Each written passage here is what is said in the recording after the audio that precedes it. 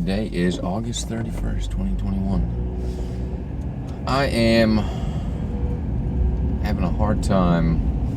I think I'm at podcast number 150 on Mark Passio. And needless to say, it's kind of wearing on me. Finding it hard to find hope, so to speak, especially when listening to what he's talked about. This would be like 2013, 2014, and if I had heard it then, you'd think, yeah, things are kind of bad. But given what we've seen roll out post-COVID, it's quite clear it's an accelerated step in progression towards tyranny. And I know a lot of people think they know what's going on or that they're awake, but I cannot stress it enough. Unless you understand things to the depth that he is explaining it, quite frankly, you don't have the whole picture. You don't really know what's going on. You don't fully accept or realize the premise of natural law, or cosmic law, or karmic law. Because if you did, you'd be talking about it. You'd be doing something about it. And if you are, great. I just highly doubt it. It's probably a very, very small handful of people that actually understand this stuff completely. And that's because this information has been completely hidden from our view. And so much of it rests on personal interpretation of morality, or what is called moral relativism. And I know a lot of people say, well, I'm a good, speaking on their behalf, I'm a good person, and I know what's right and what's wrong. And certainly there are wonderful people out there doing wonderful things, and wonderful people that are also very good people. But until you realize that your tacit endorsement of government is manifesting our collective slavery, then you really don't know what's going on, and you don't have the whole picture. And your actions, along with the actions of the other good person, your good neighbor down the road, if they also don't realize that the order followers of our military and police are the ones enforcing tyranny and continuing to perpetuate the slavery system, then we're just going to keep continuing that vicious cycle. And if the rollout of the COVID fear pandemic and the subsequent what we're going to continue to see, loss of liberties, is any blatant indication of it, we are well on our way of tunneling ourselves to the depths of hell here. And this deeply occulted information that Mark helps to reveal to us is concerning the deep understanding of the psyche, of psychology, of how the mind works, and recognizing that the people that do understand that are the ones ultimately in control. It's not the politicians, it's not the greedy bankers, although they're probably the most visible evil front that we see. And going back to the whole moral relativism, if you were to ask the typical German citizen pre-World War II, are you a good person? Ask them all those basic questions. They'd probably think, yeah, I know the difference between right and wrong. I'm a good person.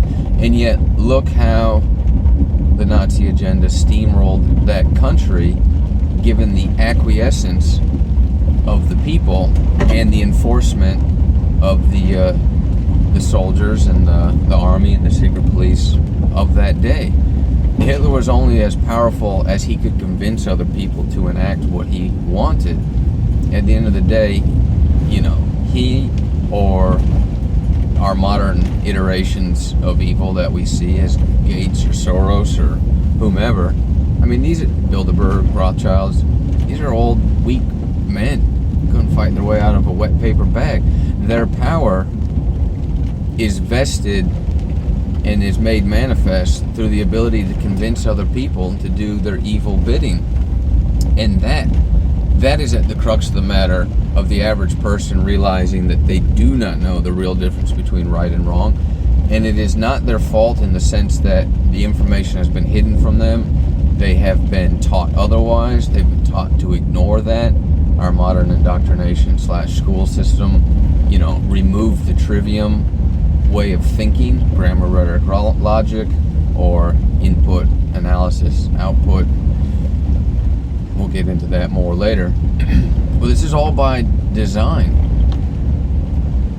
And I find it equally funny that those that would ascribe to the idea of evolution, and I mean that only in the notion of general improvement over time, and improvement can be seen as the ability to continue to exist and procreate, right? Something that's changing over time, adapting over time, it's evolving.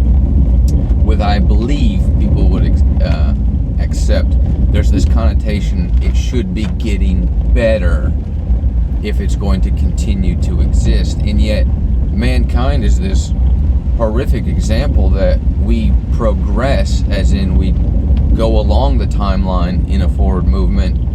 But if you look back over the last 2,000 years, are we any more righteous or moral? And you'd say, no, we're shitbags. Look at what we're doing to ourselves. Look at what we continue to do to each other. And it wouldn't make sense that would be the natural evolution. If we can, go from riding horses to being in spaceships in 100 years, why is our moral aptitude not keeping pace? Here's the thing, if there wasn't some other force or intention or agenda intentionally steering us otherwise. And that, I think if a lot of people sat down and thought about it, they would come to agree with that, but that would require people to do their own personal work. Here we are so satisfied to abdicate personal responsibility, and especially here in America where it's nice and comfortable and we got our creature comforts and we figured out how to work the system to our favor and we're making a little bit of money. We don't want to do that. We don't want to accept that the real reason we're here is for our spirit to incarnate into a material body and to experience the expansion of consciousness, and that's going to create work, and that's going to involve some level of suffering, and that life extends beyond the five senses. Oh no, we don't want to be a part of that. I think if you could spell it out as plainly as I just did, for a lot of people, in other words, if you could get someone to hold the mirror up and they look at it themselves, they could not turn away from the truth. Okay? Anyway, this conversation started because I've been realizing all this in the last 3 or 4 months. I've listened to a few hundred hours of Passio, and it's heavy duty. And just trying to find some peace of mind with it, not least of which because, it is going to involve a lot of work.